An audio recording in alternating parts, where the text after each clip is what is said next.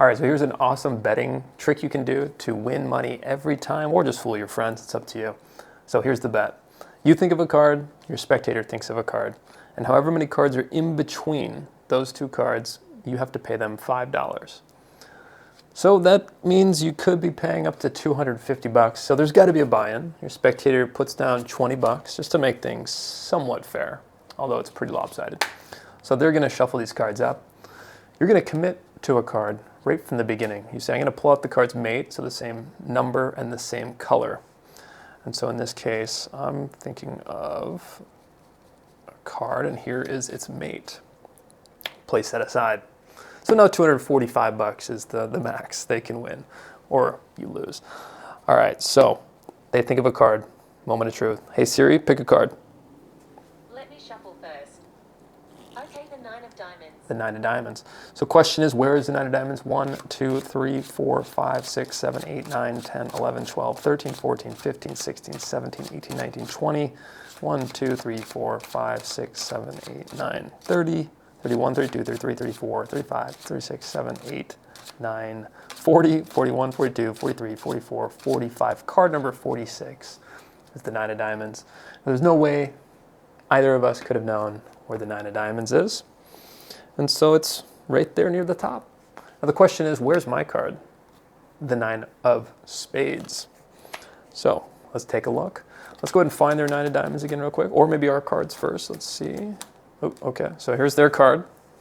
How many cards are going to be in between our two cards? Remember, they got to at least have 4 cards to break even. So here's 1, that's $5. 2, ooh, would you look at that? That's too bad. Yep, just make sure you have change for their 20. You're going to be making a lot of money tonight. All right, welcome back to the Magic Academy. Today we're learning a fun betting routine. And the one we performed was a sleight of hand friendly version. There's a few different ways to do it, but let's look at it right now at how it's done. So after you tell the spectator the bet, they can put down $20. Of course, you can just do a $1 or you can raise the stakes and make it $5, $10, $15, $20 per card if you want to go crazy with it. But from there, after explaining the bet, what you are doing is looking at the card on the bottom of the deck that is third or fourth from the bottom, and it just depends on how many cards you want to have in between your card and their selection.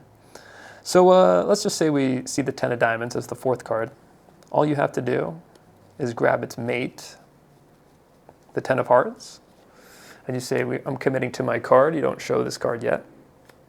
From there, the spectator can pick any card they like, and from there, you're going to count to their card, and in that action you're going to be reversing the cards,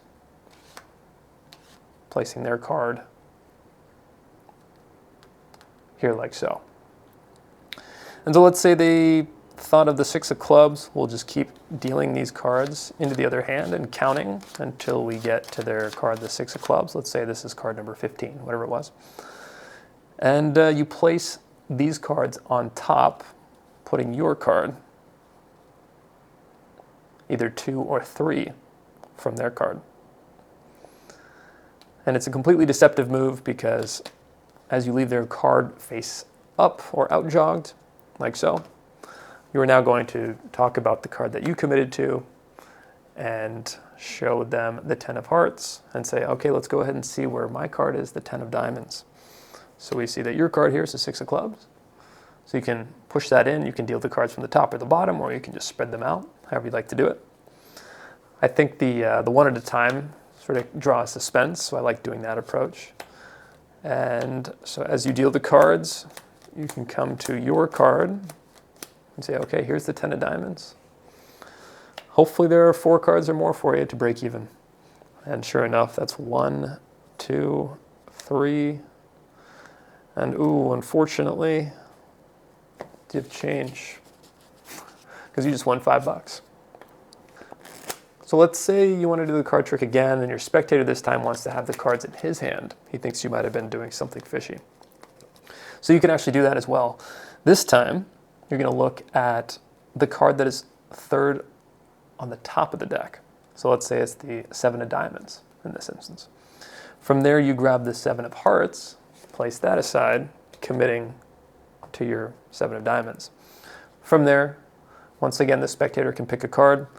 Let's say they go with the ace of spades this time. And you say, okay, once again, go ahead and count the cards onto the table as fairly as possible. That's 1, 2, 3, 4, 5, 6, 7, 8, 9, 10, 11. So you have them out jogging, just place the cards on top. So once again, no one could have known. Your card is 11 cards down. And once again, I'll commit to my card, the 7 of diamonds.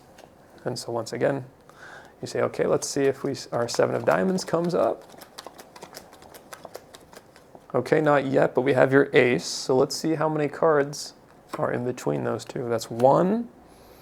Okay, you need 4 to break even. There's 2, and ooh, look at that. Unfortunately, I've made another 10 bucks. Unfortunately for him. So I hope you guys enjoyed learning your new side hustle, making some serious coin, or if you're just having fun with your friends, have some fun. We'll see you next time.